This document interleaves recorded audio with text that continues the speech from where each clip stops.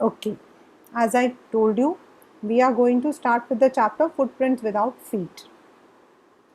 Any one of you who is interested in reading the novels, जिनको novel पढ़ने का शौक हो, anyone?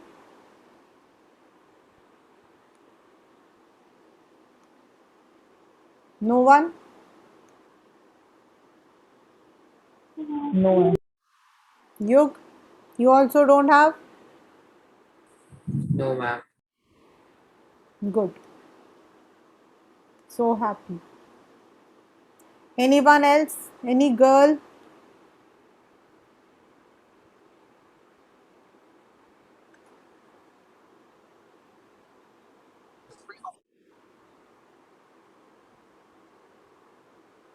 No.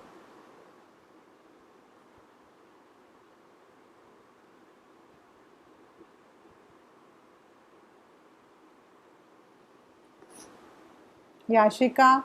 No? Okay. Chalo. This particular chapter, Footprints Without Feet, is actually the part of a novel. ये एक बहुत ही famous novel invisible man इससे लिया गया है.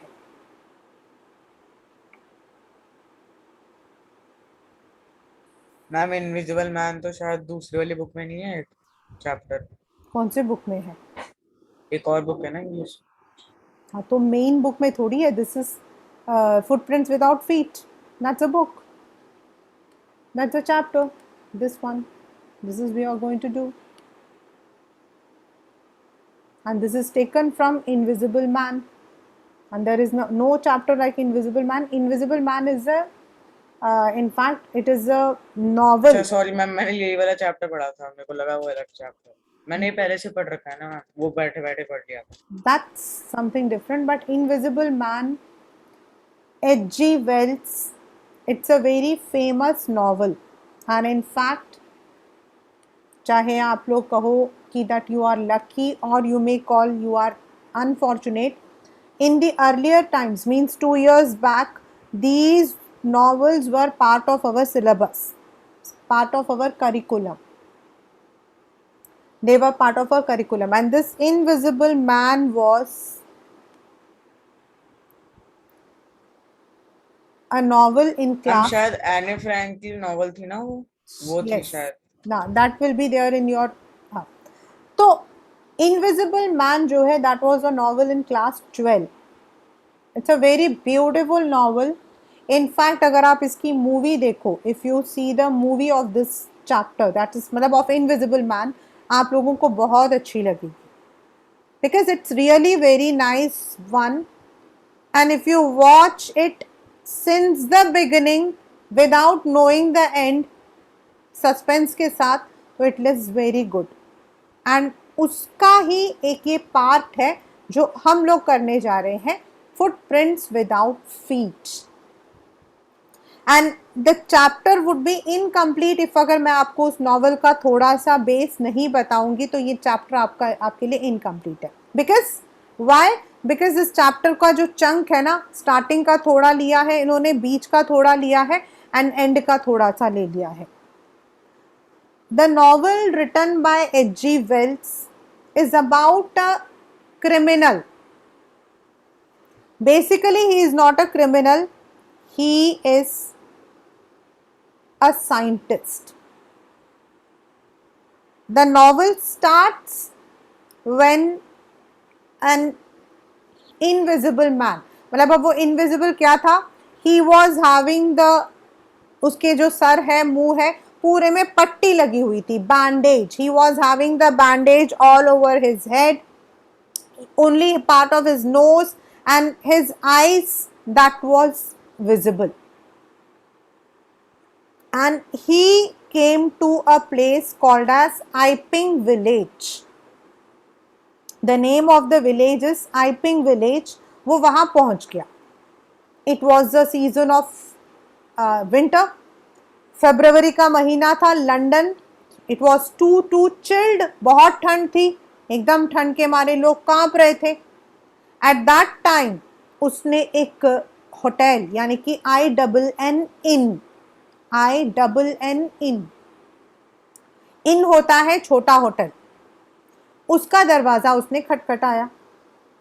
हम लोग कह सकते हैं अपने हिंदी में धर्मशाला, इनको हम हिंदी में कह सकते हैं धर्मशाला।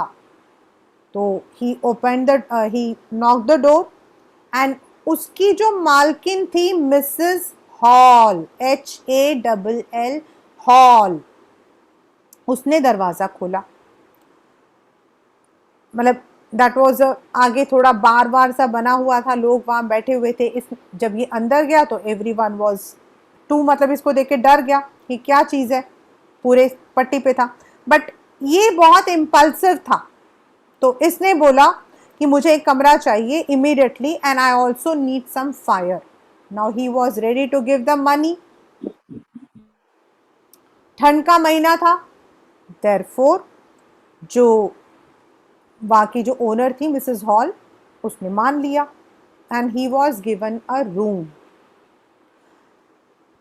इस इनविजिबल मैन ने अपने आप को जो है एक साइंटिस्ट बताया and he also told that since he had an accident, इसीलिए उसे हमेशा जो है अपने उस पर काला चश्मा पहनना पड़ता है आंखों पर, and he would keep on sitting inside his room, और बहुत गुस्सा होता अगर कोई भी जो है बिना खटखटाए अंदर आ जाता। लाइक मिसेस हॉल एक दो बार अंदर गई तो उसने बड़े गलत तरीके से उसको जवाब दिया।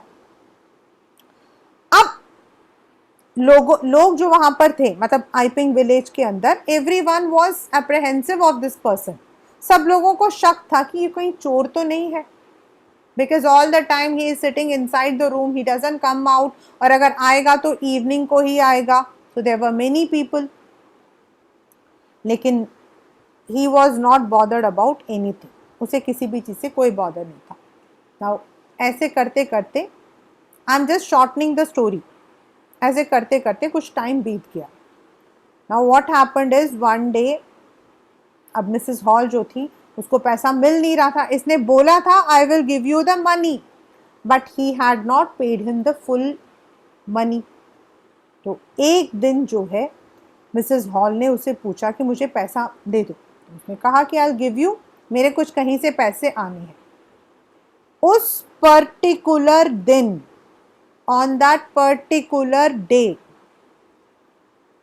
मतलब there were 2 or 3 things that happened in the inn. पहला, मिसेस हॉल जो है अपने रूम से जा रही थी तो उसने देखा कि जो स्ट्रेंजर का कमरा था, उस इनविजिबल मैन का जो कमरा था, उसमें सामान इधर उधर पड़ा हुआ था। आउट ऑफ क्यूरियोसिटी वो अंदर गई तो जो चेयर्स थे वो हिल रहे थे, और जो उसकी मदर का रॉकिंग चेयर था वो आगे पीछे हो रहा था। उसको ऐसा लगा दैट उस कमरे के अंदर स्पिरिट आ गया है, भूत आ गया है। And she said see my mother's rocking chair, इस कमरे में तो भूत आ गया है। लेकिन उसे नहीं पता था कि वो जो स्ट्रेंजर है, he was also a scientist जिसने इनविजिबिलिटी थ्योरी को इन्वेंट किया था, एंड वो वहां पर इनविजिबल होकर बैठा हुआ था। उसी रात उनके पड़ोस में विलेज के जो चर्च के जो हेड होते हैं विकार, मिस्टर बंटिंग, उनके घर चोरी हुई। अब ये जो चोरी हुई थी that was a very very what we call as peculiar तरीके से हुआ। हाउ?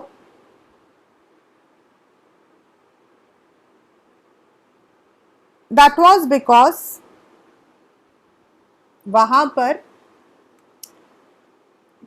खनकने की आवाज आ रही थी, पैसों के खनकने की आवाज आ रही थी, but there was no person to be seen. Mr and Mrs vicar जो है दोनों इधर उधर देख रहे थे, उनको छींकने की आवाज आ रही थी, पैसों के निकालने की आवाज आ रही थी, but there were no, he could not see any person. Later on उनके वहां से उन्होंने देखा कि पैसा जो है वो चोरी होके चला गया.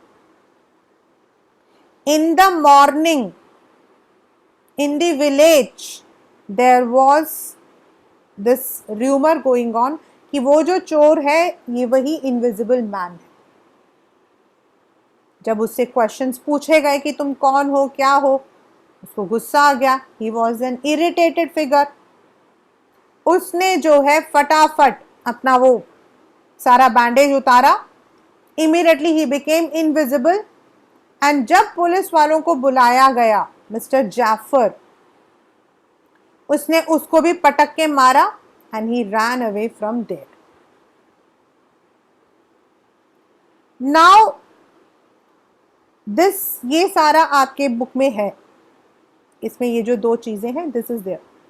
Now actually what happened is when he had ran away, उससे पहले क्या था कि वो कहीं और रहता था.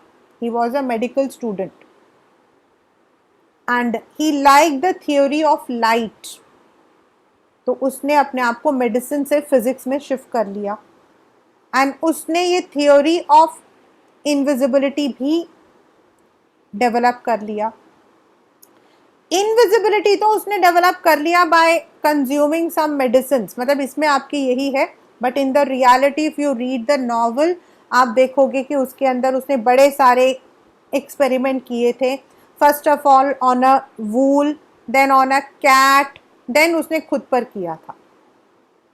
एंड जब वो वापस आना चाहता था, मतलब इनविजिबल से विजिबल होना चाहता था, उससे पहले उसका मकान मालिक उसको पकड़ने आ गया और गुस्से में उसने अपने उस मकान को आग लगाकर अपना सारा सामान लेकर वो आइपिंग विलेज की तरफ भाग गया. So while he was running from that house to Iping village की तरफ जाने के लिए, रेलवे स्टेशन की, तो वो इनविजिबल था.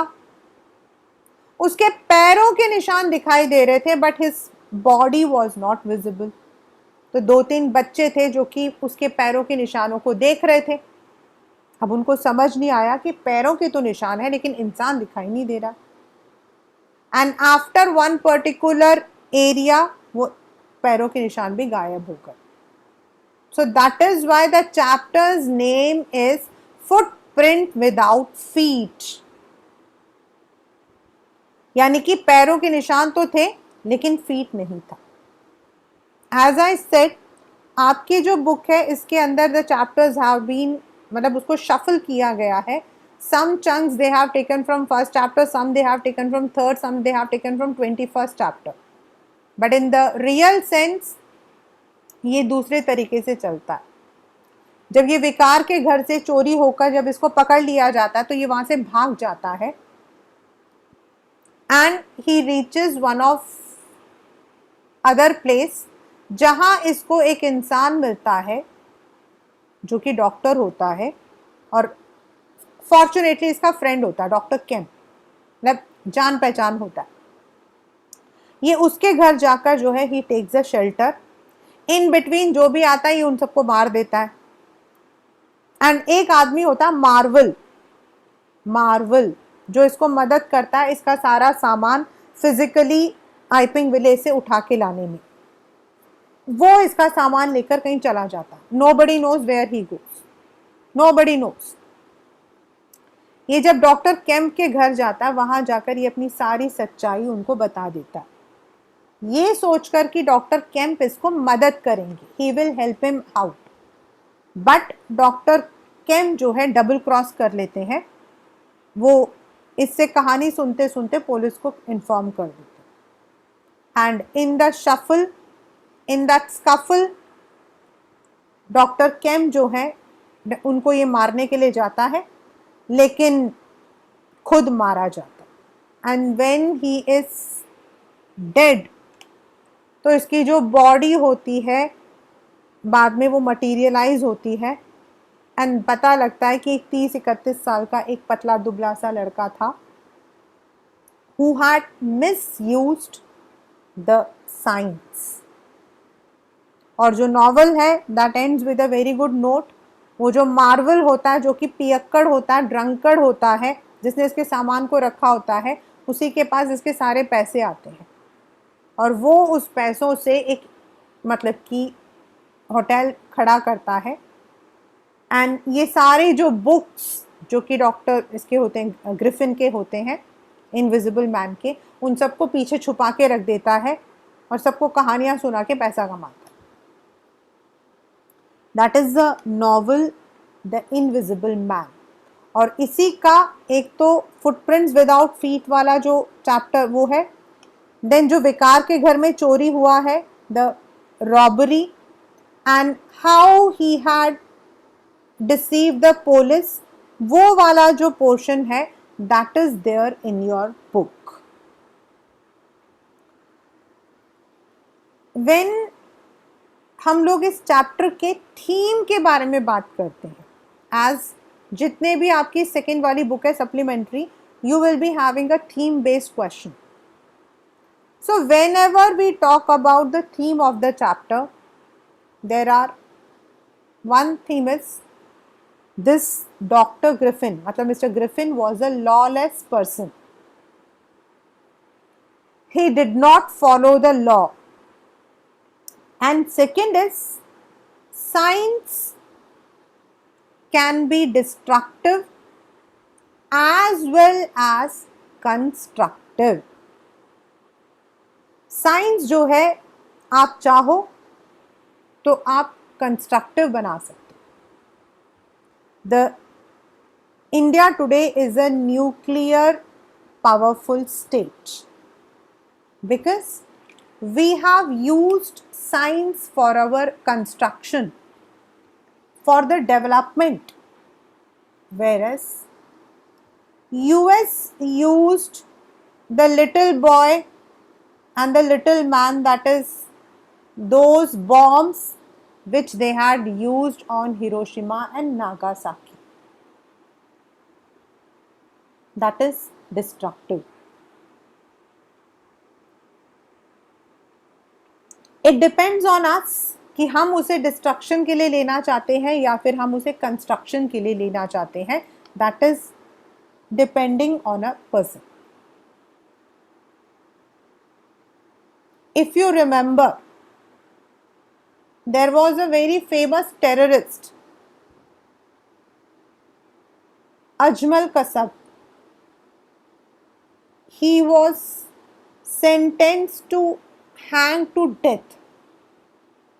I think उसका जो ताजमहल जो बॉम्बे का जो होटल था उसमें जो टेररिस्ट अटैक हुआ था उसमें उसका हाथ था. You know what was the irony? The irony was कि जिस दिन अजमल कसब की डेथ हुई थी, मतलब hang to death, the same day was Dr. Abdul Kalam was also given his last rites. The irony is morning में अजमल कसब को फांसी की सज़ा सुनाई गई थी और 11 बजे डॉक्टर अब्दुल कलाम जो है he had been laid to rest. Both of them used science. एक ने बॉम्ब डालकर डिस्ट्रक्शन के लिए यूज किया and the second one was the one who had made India as a nuclear power. So that is the difference. That is the theme. आप किसी चीज को कैसे यूज करना चाहते हो, this depends on you. Very simple chapter.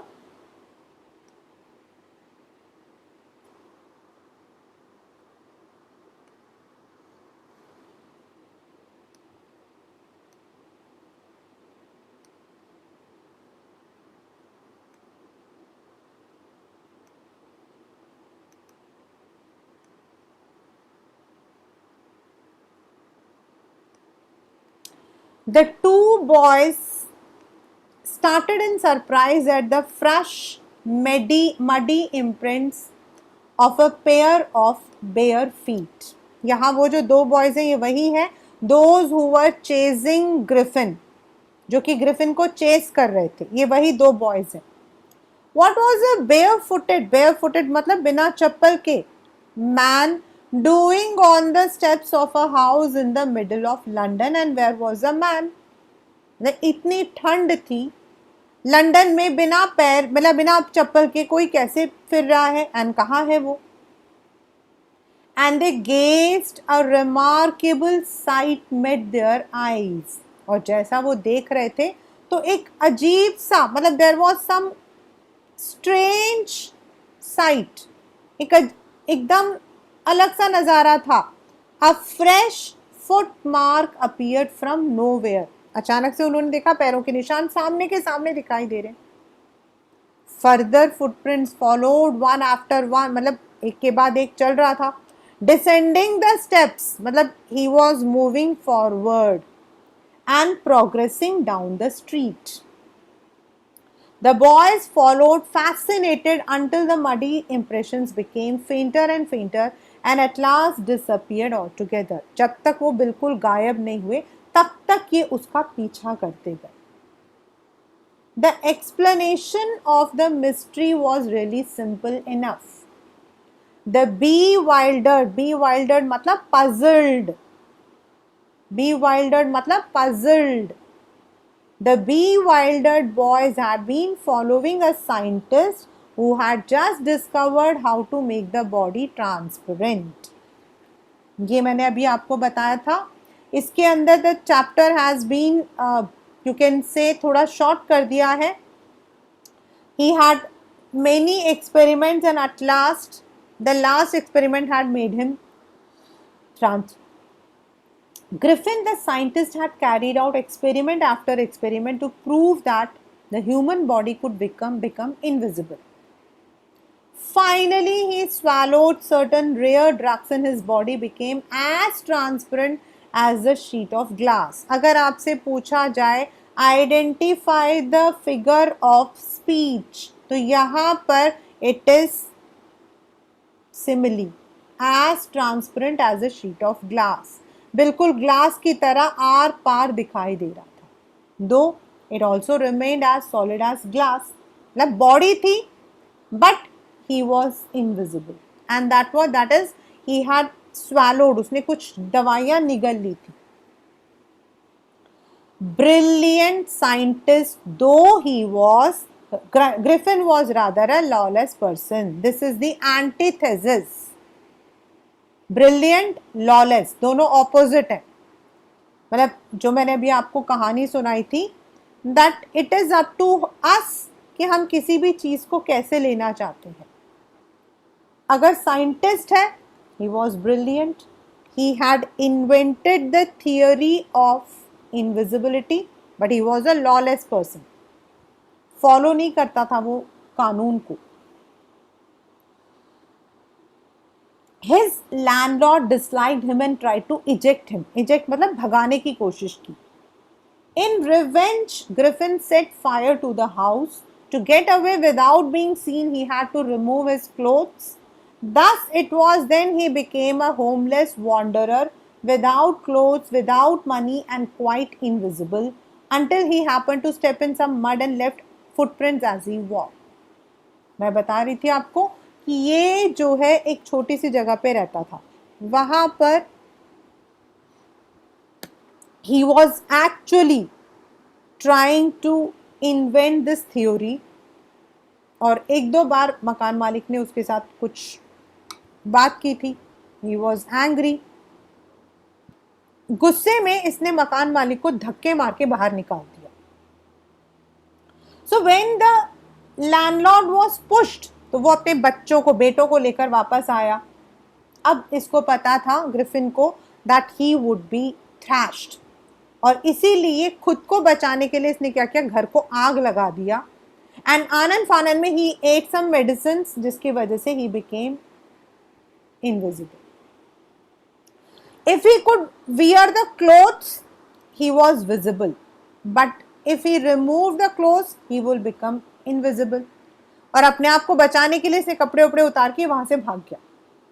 जब इसके पैर मड में पड़े तो इसके पैरों के निशान दिखाई दे रहे थे उन दो बच्चों को.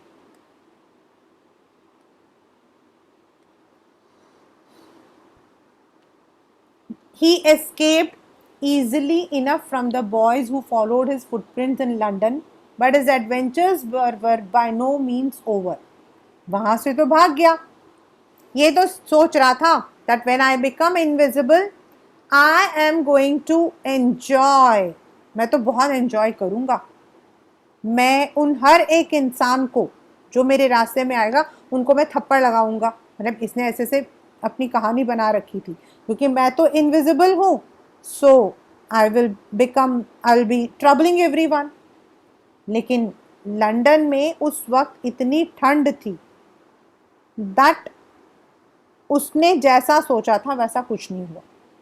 He had chosen a bad time, but his adventures were by no means over.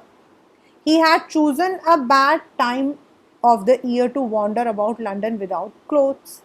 It was midwinter. The air was bitterly cold and he could not do without clothes.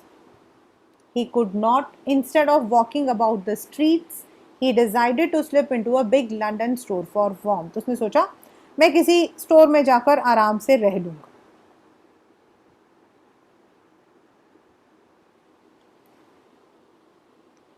It's a very funny thing. ये क्या करता है, London जाता है, sorry एक store पे जाता है। वहां जाने के बाद ही इज़ वेरी हैप्पी कि मेरे पास वहाँ पे मतलब वो है डिपार्टमेंटल स्टोर होता है, तो ही सीज कि यहाँ पे खाने की भी चीज़ है, यहाँ पर पहनने की भी चीज़ है। He is very happy. So what he does is कि बड़े आराम से जाता है, फिर सोचता है कि अभी तो रात हो रही है, मैं तो सुबह जाऊँगा, तो मैं थोड़ा ऐसा करता हूँ, मैं सो जाता हूँ। फ्रिज खोलता है, खाने पीने की चीज़ उठाता है, and then when he sees that इसके पास बड़े सारे कपड़े वपड़े हैं, वहाँ पर मैट्रेस रखे होते हैं, उनमें जाके सो जाता है। रात के 2 बजे जो है ये उठता है, इसको सपने आते हैं कि इसको इसके फादर के साथ जो है ग्रेवयार्ड में डाल दिया गया। जब उठ के देखता तो देखता अभी तो रात के 2 बज रहे हैं, तो सोचता मैं और सो जाता हूँ। नाउ जब ये दोबारा उठता है तो सुबह हो गई होती है। The people are there in the store. अब इसको खुद को बचाना है, ये थोड़ी बहुत मार पीटी करता है, फिर वहां से फिर से अपने कपड़े वपड़े उतार के भाग जाता है। देन ये पड़ोस की दुकान, एक और दुकान में जाता है जो पिकेडली स्ट्रीट है वहाँ पर। वहाँ नॉर्मली जो कॉस्ट्यूम्स वगैरह होते हैं वो मिलते हैं, तो ये वहाँ पहुँच जाता है। वहाँ जो मालिक होता है उसको मारता पीटता है। वहाँ से अपने लिए एक मुस्टेच, अपने लिए नकली मतलब आंखों में लगाने के लिए चश्मा, ये सारी चीज़ें उठाकर he reaches the Iping village. Closing time arrived, and as soon as the doors were shut, Griffin was able to give himself the pleasure of clothing and feeding himself without regard to expense. पैसा तो खर्च नहीं करना था। He broke open boxes and wrappers and fitted himself out with the warm clothes. इसने अपने लिए कपड़े वपड़े लिए। Soon with shoes and overcoat, a wide brimmed hat, एकदम बड़ा सा hat, बिल्कुल, he became a fully dressed and visible man. In the kitchen of the restaurant, he found cold meat and coffee, and he followed up the meal with sweets and wine. वहाँ पे जो चीज़ें थी सब खाया पिया, and then he slept down on a pile of quilts. If only Griffin had managed to wake up in good time, all might have been well. मतलब अगर वो लोगों के आने से पहले उठ जाता तो शायद वो बचकर भाग सकता था, लेकिन नहीं। He had woken up late. As it was, he did not wake up until the assistants were already arriving next morning. वहाँ पहुँच चुके थे काम करने वाले। When he saw a couple of them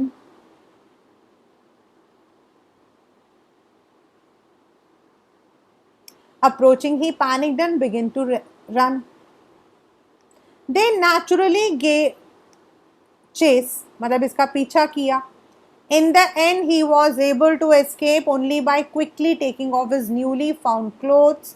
So once more he found himself invisible but naked in chill January air. अब इसने अपने आप को invisible तो बना दिया, फिर ठंड लग रही थी। This time he decided to try the stock of a theatrical company. जैसे मैंने अभी आपको बताया, जो पिकैडली स्ट्रीट है वहाँ पर आपके थिएटर्स बहुत सारे होते हैं, तो वहाँ पर पहुँच गया। कि वहाँ कुछ कपड़े मिल जाएंगे, but also something that would hide the empty space above his shoulders. Shivering with cold, he hurried to Drury Lane, the center of the theatre world. ये उस लेन में, उस गली में पहुंच गया जहां पर कॉस्ट्यूम्स के शॉप्स वगैरह बहुत सारे होते थे. He soon found a suitable shop. वहां पर इसको वैसा ही शॉप मिल गया जैसा ये चाहता था. He made his way invisible. He made his way invisible upstairs, came out a little later wearing bandage around his forehead, dark glasses, false nose, bushy side whiskers, large hat. To escape without being seen, he callously, मतलब बिना दिल के, casually attacked the shopkeeper और उसके सारे पैसे भी उठा के चला गया. So this is how he made. ये मैंने आपको बताया था. अब यहाँ से he goes to आइपिंग विलेज, जहाँ पर horses and coaches and horses करके एक इन था, वहाँ जाकर इसने शेल्टर लिया. He had taken the shelter in horses and coaches and horses, जो कि मिसेस एंड मिस्टर हॉल चलाते थे. Eager to get away from the crowded London, he took a train to the village of Iping, where he booked 2 rooms at the local inn. The arrival of a stranger at an inn in winter was in any case an unusual event. क्यों? इतनी ठंड में कौन जाता कहीं पर? Nobody goes. इतनी ठंड में तो कोई भी नहीं जाएगा घूमने के लिए. Because on the streets of London normally it is snowfall. तो घूम घाम के क्या करेगा? A stranger of such uncommon appearance set all tongues wagging. All tongues wagging मतलब everybody was curious. A stranger of such uncommon appearance set all tongues wagging मतलब everyone was curious कि कौन है ये? Mrs. Hall, the landlord's wife, made every effort to be friendly, but Griffin had no desire to talk. मतलब वो बात करना पसंद नहीं करता. इसीलिए मिसेस हॉल को लगा कि ये जो है he is very eccentric. Eccentric मतलब वेरी स्ट्रेंज, वेरी वियर्ड. ये अपने आप में ही रहता है. He is centred around himself. My reason for becoming to Iping is a desire for solitude. I do not wish to be disturbed in my work. Besides an accident has affected my face. उसने कहा मैं यहाँ अकेले में, solitude मतलब lonely, काम करने आया हूँ और मेरे साथ एक्सीडेंट भी हो गया, तो मुझे तंग मत करो. Satisfied that her guest was an eccentric scientist, somewhat weird, and in view that he had paid her in advance, कुछ पैसे तो उसने दे दिए थे. Mrs. Hall was prepared to excuse his strange habits and irritable temper. But the stolen money, जो कि उसने ड्ररी लेन से चुराया था, it did not last long.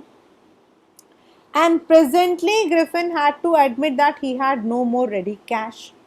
लेकिन उसने ऐसे दिखाया, he pretended that he was expecting a check to arrive at any moment. Shortly afterwards, a curious episode occurred. मैंने जो बताया था आपको. Very early in the morning, a clergyman, मतलब a person who works in the church, and his wife were awakened by noises in the study. मतलब उनके दूसरे कमरे में आवाज आ रही थी. Creeping downstairs, they heard the chink of money. Money की खनखनाहट जो उनको डेस्क से निकालते हुए सुनाई दे रहा था.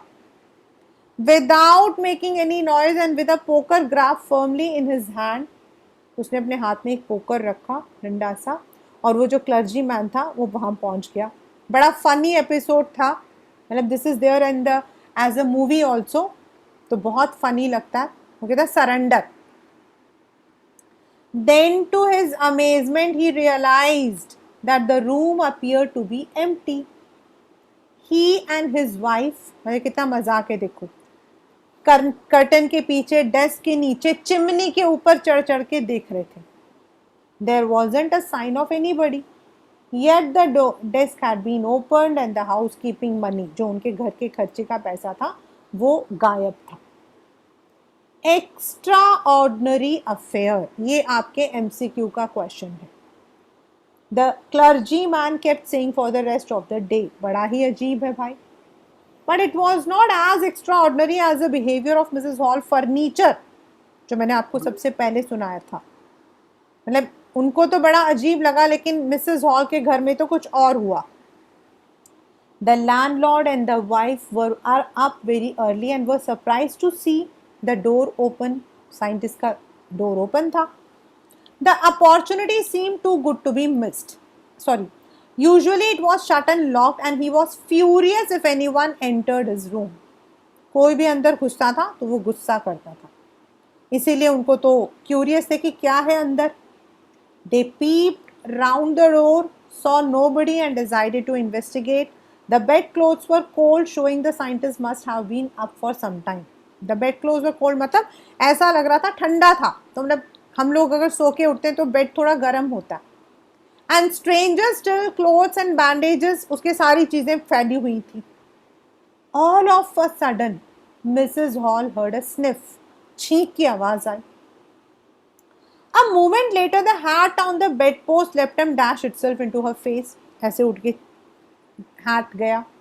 Then the bedroom chair became alive. Springing into the air, it charged straight her legs foremost. As she and her husband turned away in terror, the extraordinary chair pushed them out of the room and then appeared to slam and lock the door after. तभी ऐसा लगा कि वो जो chair है वो धक्का देके इन दोनों को घर से, मतलब उस कमरे से बाहर निकाला और दरवाजा जोर से बंद किया और बंद हो. Mrs Hall almost fell down stairs in hysteric. वो तो पागल हो गई. She was convinced that the room was haunted by spirits. उसको तो लगा उसमें भूत प्रेत है. And the stranger had somehow caused these to enter her furniture. और ये स्ट्रेंजर का ही काम था जिसने उस फर्नीचर के अंदर भूत डाल दी थी. My mother, my poor mother used to sit in that chair to think it should rise against me now.